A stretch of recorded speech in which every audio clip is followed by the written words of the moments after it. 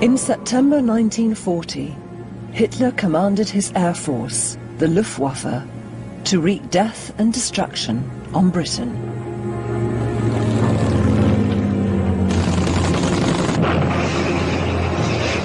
A series of terrifying night raids left thousands of civilians dead and cities across the nation in ruins.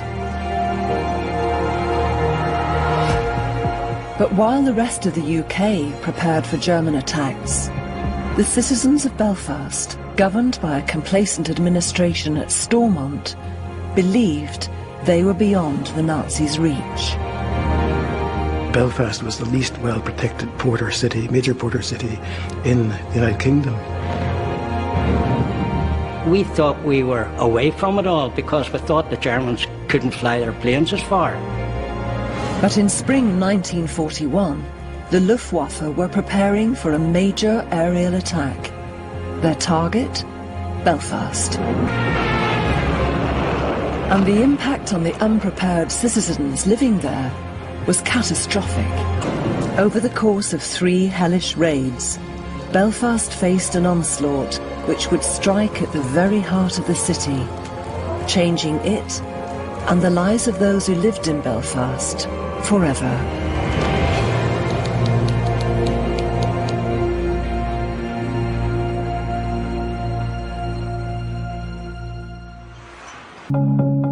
The city was also a major industrial centre.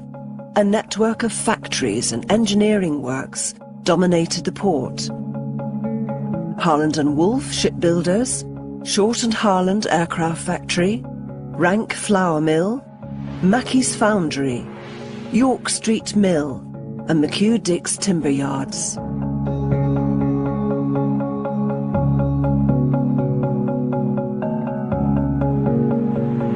And the workers lived just outside the factory doors, in narrow streets of poorly constructed houses. In London, preparations against enemy attack were immediate and vigorous. Barrage balloons protected the city, air raid shelters were erected, and thousands of men conscripted. But in 1939 Belfast, there were few visible signs on the city streets that war with Germany had been declared. The nightly blackout was compulsory but difficult to enforce in Belfast, as volunteer air raid warden Jimmy Wilton found out on his rounds. People were careless about their lights, and if their light was on, you could see it. And our duty was to wrap up there and ask them to come out onto the street and say, do you see that? Well, now, if you can see it here, anybody in an aircraft flying overhead, it stands out like a beacon. Air raid sirens regularly rang out across the city as a warning that enemy aircraft could be near. But 22 false alarms before Belfast experienced an attack meant that the sound carried little fear and life continued as normal. Air raid shelters were one way of protecting the general public, but Westminster had ordered Stormont to prioritise building airfields.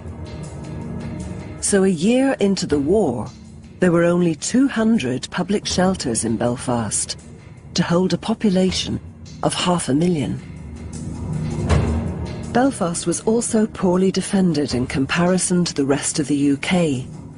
While Liverpool secured over 100 heavy anti-aircraft guns to shield it, Belfast was granted 16, with no searchlights to illuminate enemy aircraft.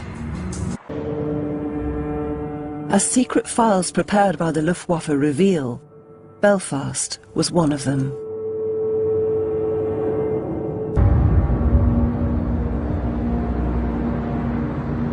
By autumn 1940, unaware of just how vulnerable Northern Ireland had become, new Prime Minister J.M. Andrews made his support for the war against Germany clear and unequivocal. Prime Minister of Northern Ireland. Harland & Wolff were building minesweepers, aircraft carriers and destroyers. Short and Harland were turning out Stirling bombers and Sunderland flying boats. But despite the activity in their factories and daily news on bombing elsewhere in the UK, the war still seemed far away for the people of Belfast. These 8 bombers were on an exploratory raid to test the city's defences. Their target was the dock area.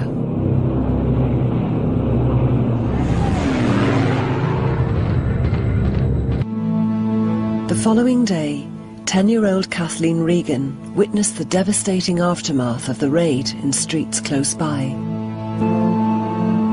Luftwaffe pilots recorded that the city's defences were weak and scanty.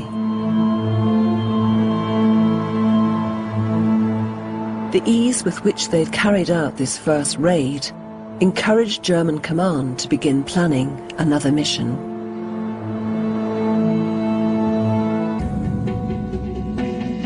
On Easter Monday, 1941, the people of Belfast were celebrating the holiday on day trips to the country and seaside. 23-year-old Rita Wade spent the day with her mother. The plane spotted by Rita's mother was the prelude to an armada of bombers who were preparing for takeoff. Their destination once again, Belfast. There followed wave after wave of German planes, heavily laden with deadly explosives, which floated down on parachutes across the city.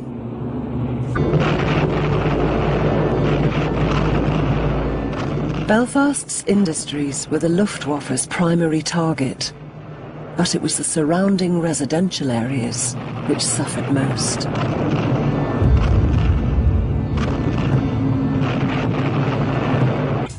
There was mayhem throughout Belfast as the bombs continued to fall.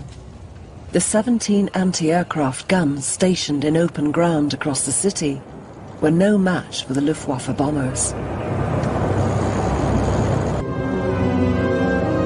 By 1:45 a.m, the Luftwaffe had complete command of the skies over Belfast. Their deadly cargo turned parts of the city into an inferno which overwhelmed the local fire services.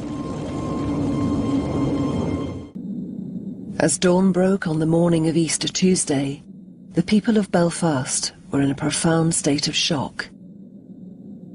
The raid had left carnage in its wake. Entire streets had been wiped out, and the number of dead would rise steadily to nearly 1,000. On their third raid, the Luftwaffe's main targets were the docks, but so relentless was the attack that the city was soon a sea of flames.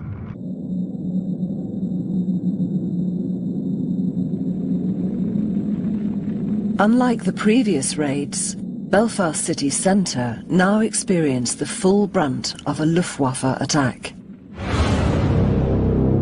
High explosives and incendiaries dropped on Belfast's oldest and most historic streets. Northern Ireland's industries continued to play a major part in the war effort.